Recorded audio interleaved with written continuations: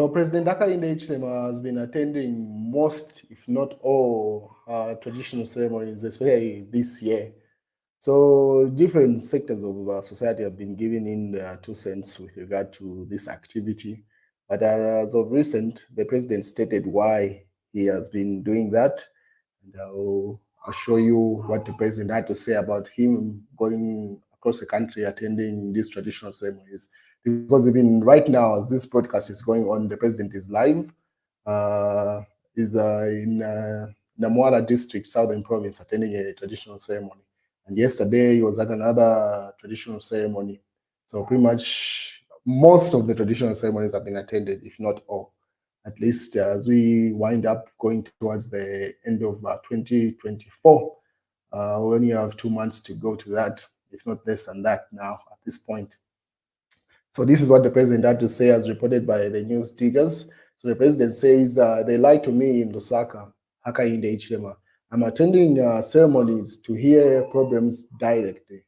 So he says that's his strategy for him to hear what the people have to say in different sections of the country or in different districts. Because the people in Lusaka here lie to him. And as you can assume, this is the executive that is referring to here, because that's what the president is in charge of. That's cabinet and obviously an element of parliament to that. So he says those around him lie to him in that regard. Based off that newspaper headline. What is court convicts Kamono farm directors for fraud and fines them 530,000 kwacha. So with regard to the Kamono farm project, I'm sure you must have heard of it. Should have been a year now. The case has been in court. What is the State Council says we have been electing bad people, Sangwa. That's John Sangwa, State Council there on the same headline. And then the PF MP has responded to the president with that headline that you see there. So Brenda Nyerenda, a member of parliament, wrote, saying, this screaming headline forces us to remind you, Mr. President, that the country has elected leaders from all these places you are trotting to. So simply referring to, so they are members of parliament and they've been communicating, so he didn't need to go on the ground and say that, according to that article. She says, firstly, it was wrong it was wrong to go outside the country for 101 trips, then start hopping from one ceremony to another to gather data. Situation analysis is supposed to be conducted immediately one enters into office.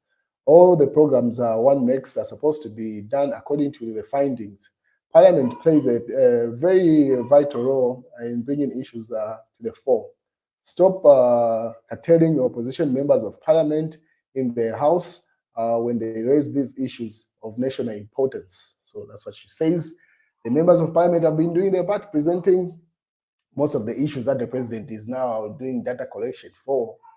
But she says they are curtailed there. So that's a response to the president stating he's going through all these traditional ceremonies for him to gather the information of the reflection of the situation on the ground in reality.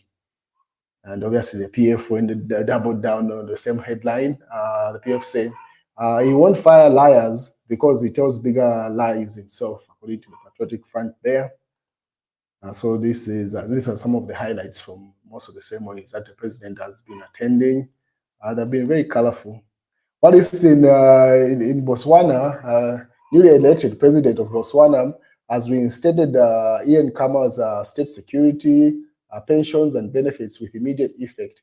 Khama will be compensated for everything he lost during Mrs.'s time. Khama won a court case in the High Court to have his constitutional benefits restored, but government appealed and won the case in the Court of Appeal. Khama criticized the judgment that it overturned the High Court decision regarding to his retirement benefits, including the official transport security details and international trips, calling it political. So as you can see, that landslide victory in Botswana with the endorsement of Ian Khama has brought its benefits. So the PF posted that, trying to obviously allude to an element of Edgar Lungu in that regard. More images from the president's traditional ceremony trips. As I told you, they've been very colorful. When you get to see these pictures, that's when you appreciate our culture as a nation and norms across the nation. Whilst Stephen Kampyongo in Parliament had an exchange with the Vice President, Nalumango, who's the leader of Parliament business. So this is what happened. When we were Nalumangonomics start to work, people are tired, stressed, and hungry. Honorable Kampyongo asks Vice President Nalumango. Shiwangandu, Member of Parliament, Stephen Kampyongo, yesterday, questioned Vice President Nalumango on government's handling of Zambia's economic challenges. With the cost of living continuing to rise, Kampyongo passionately urged the Vice President to explain when the Nalumangonomics, the administration economic strategy, would be implemented to address the hardships facing citizens. So that was the exchange. Heading to October 18th, National Day of Prayer, Kampyongo reminded the United Party for National Development, who is now in power, that the absenteeism Zambians saw from the event during their time of in opposition was unnecessary. Obviously referring to when the UPND used to shun the Day of National Prayer. And then we went back to economic conversation realities. Kampyongo highlighted that the growing financial strains on Zambian households has expressed concern over the rising prices of essentials, escalating cost of monthly food basket, which is estimated to be now families of about 10,000 kwacha. So that's the exchange that happened between the Vice President and Stephen Kampyongo in Parliament, where he's simply saying, yo, when are the economic strategies going to kick in? What is Edith Nawakwi is in court, as you may be aware by now.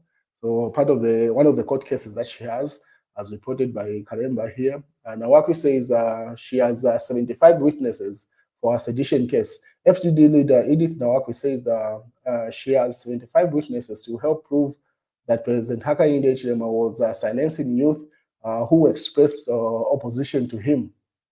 Nawakwi was on Friday found with a case to answer in a matter in which she is charged with a seditious practice over the utterance she made after a one-day disappearance of fugitive Petauke Central Member of Parliament Emmanuel J. Banda.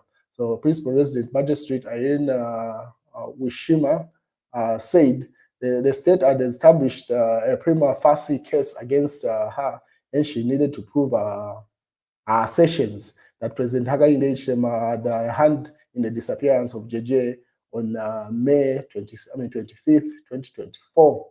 Nawakwi is alleged to have provoked citizenry to make President Hakainde Hichilema explain the whereabouts of Banda, who was nowhere to be seen on the said date, in an act of aim to raise discontent among Zambian people. Nawakwi also accused President and his government, together with Inspector General of Police, Gwafeo Musamba, of targeting young opposers like Jane Chisenga. That's a member of Parliament, if you remember, the one that has spoken against the president, to say the president was lying in Parliament. And then also Banda, who's the JJ Banda, to instill fear and insecurity, fuel discourse. So according to the law enforcement, these words were aimed to bring government into contempt and causing it to be loathed by citizenry. Her lawyer stated in her defense, so posted as the court case proceeds. What is part of the UPND must get serious. According to the mass newspaper there, this is a screaming headline in that. More images from the president's traditional ceremony.